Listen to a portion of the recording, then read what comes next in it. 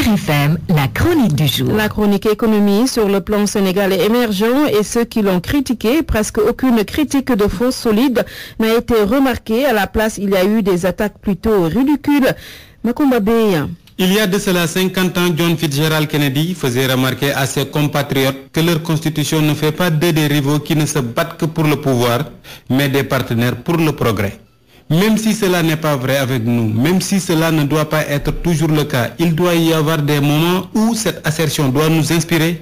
La rencontre avec le groupe consultatif devait au moins faire cesser la fièvre de certains qui semblent avoir perdu la tête. Ils ont été ridicules.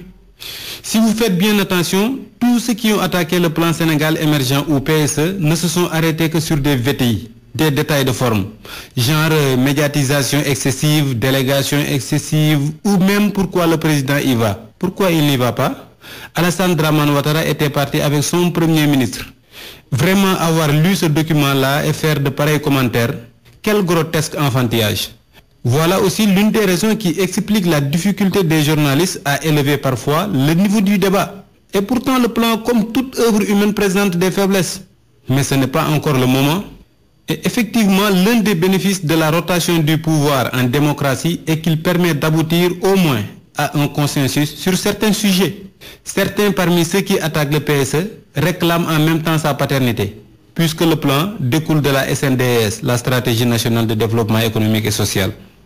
Si l'actuel gouvernement valide et met en œuvre un plan préparé sous un régime qui l'a tant voué aux gémonies, ça met en exergue le mérite du programme.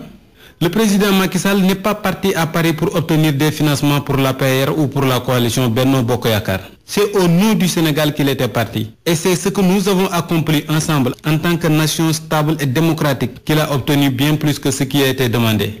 Maintenant, l'argent ne sera pas disponible immédiatement et une partie pourrait même ne pas être décaissée. C'est parmi les moments où il vaut mieux se taire quand on est si enclin à tout dénigrer. Si vous voyez un membre du gouvernement, transmettez-lui nos félicitations.